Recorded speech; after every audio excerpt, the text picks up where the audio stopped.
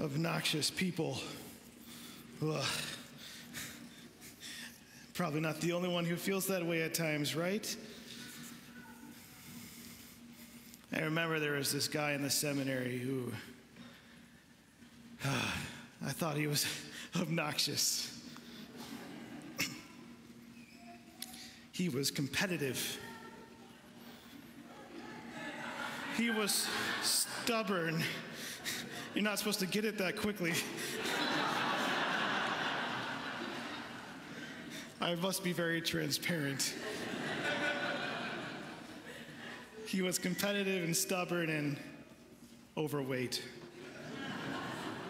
And I remember one day I was praying about it in the chapel at the seminary. I thought, oh, Lord, this guy just drives me crazy. He's pretty obnoxious. And then all of a sudden I was like, I'm competitive. I'm stubborn. I'm overweight. I'm like, oh boy. The reason I share that with you is because I think we have to pay attention to the people that we find are obnoxious. We have to pay attention to those people that we find obnoxious because they teach us a few things. The first one is this: just as that guy who's a good man and a good priest today, just as that guy bothered me in the seminary, he helped reveal to me things I needed to work on, places I needed conversion in my heart. And I'm sure all of us can think of people that we find obnoxious.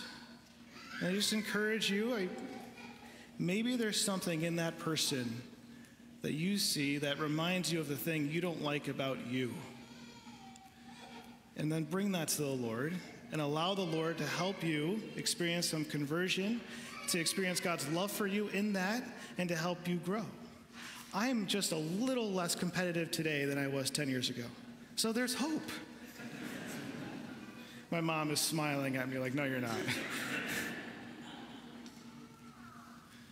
I think the other reason we need to pay attention to those people that we find obnoxious are for the reasons in our first reading, which is for people who are actually holy, people who actually have virtue, people who actually have this profound goodness in them that for whatever reason, when we experience it, we think, oh, they're just holier than thou.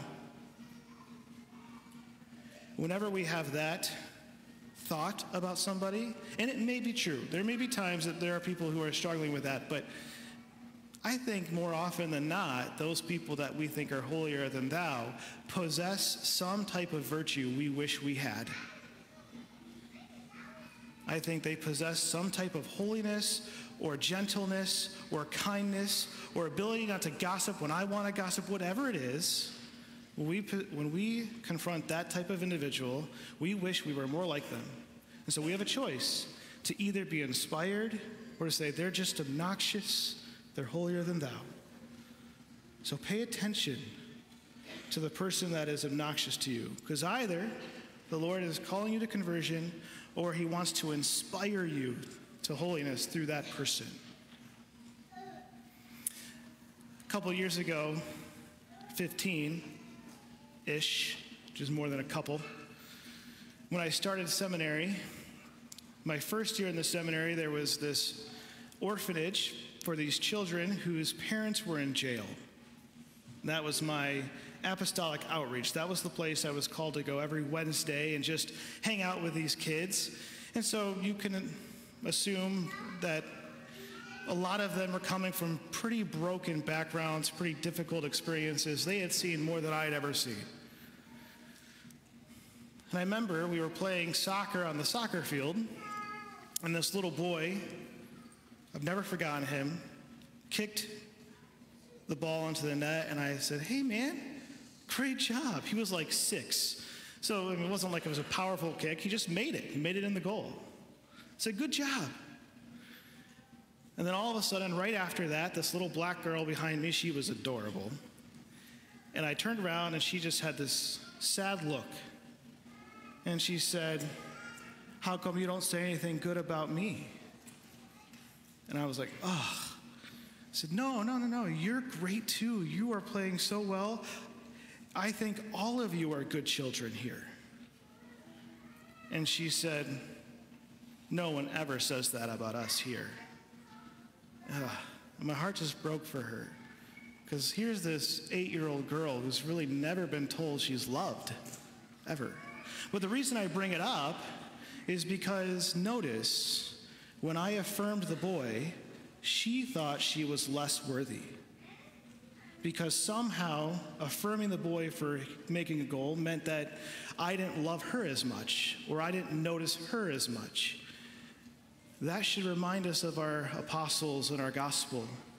Here we are, they're traveling with Jesus, and he's told them he's going to suffer and die, and they're arguing about who's the greatest. Who has received more attention, more affirmation, more love from Jesus? Who is the greatest among them? And again, notice the same thing is going on. If Jesus spends more time with you, then he must love you more. I think if we're honest with ourselves, we all do this in different subtle ways, but here's one way I think it happens to many of us. Lord, you helped that person. You answered their prayer. What about mine? Don't you love me too? So we all struggle with that in some way. And Jesus reminds us very plainly and I think he confronts us head on. He says, no, I want you to be great, but you do not have to compete for my love. You do not need to be competitive to earn my love. I love all of you. God loves you as much as he loves me. He loves all of us. There's not favorites. And so I think it's important for us to remember that. We don't need to strive to be God's favorite. We just have to strive to be saints, to be the best person that he's called us to be. So how do we do that? What's the answer? How do we overcome these things? Well, first of all, I think we have to remember what James said in our second reading, which is jealousy and selfish ambition, which was obviously the example of our apostles in our gospel. Jealousy and selfish ambition will ruin any community. It'll destroy a community. So what do we do about it? Well, I think the first thing we have to do, and it's what I would have encouraged the apostles to do, is to remember the moments of God's love and grace in your life. Because every one of Christ's followers, at some point, they experienced this amazing invasion of grace where God loved them more than they have ever been loved in their life before. All of the apostles had that experience. And so we, friends, need to do the same. We need to go back to those moments of grace where we have been loved, where we've been changed, where our heart's been on fire because of God's goodness for us. And so the point is we need to be grateful for those moments. Because as grateful people, we're less jealous of others.